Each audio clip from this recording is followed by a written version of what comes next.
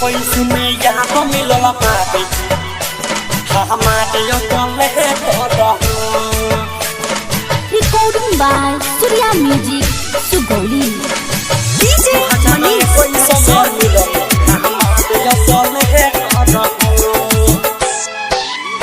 देखे गइल रहनी समय टके सटा मोटा मनावा हमें भइल एगो चेसटा देखे गइल रहनी समय टके सटा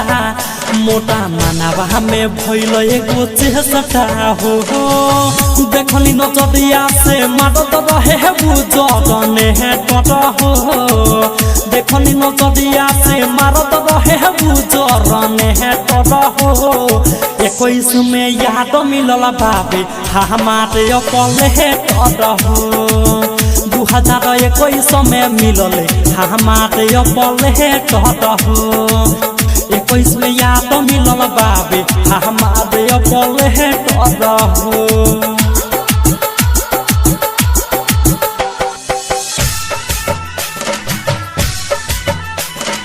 21 में याद मिलला बाबे हमारे यो कले टट हो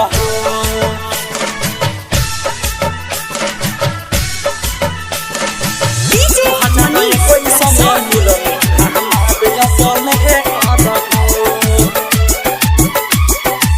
कटा के देखी हम कोहदे लगनी वेटिंग घाटा बहा के लोगावा हमारे कोहदे लागल चेकिन ओ कटा के देखी हम कोहदे लगनी वेटिंग घाटा बहा के लोगावा हमारे कोहदे लागल चेकिन दिलवा हमें रहे मोटा ये गो सवाल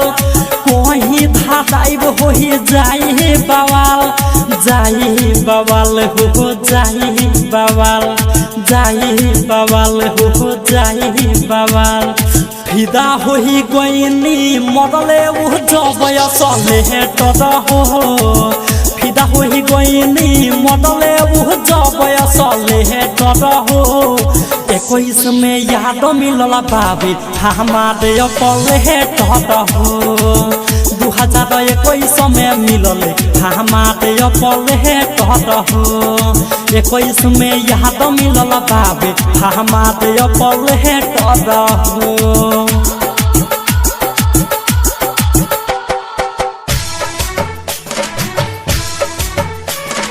21 में याद मिलला बाबे हमारे कले टट हो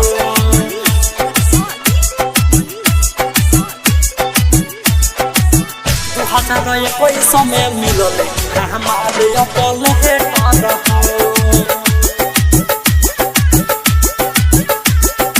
21 में याद मिलला बाबे हमारे कले टट हो टाइट हो कौशल कोइले हमारे सपोर्ट हो बिकी बातू धगोइले दिलावा हमें धस हो टाइट हो कौशल कोइले हमारे सपोर्ट हो बिकी बातू धगोइले दिलावा हमें धस हो पहिले ना दहनियो हो गइल प्यार होबे ऑपरेटर बाकी बाबे झकास बाकी बाबे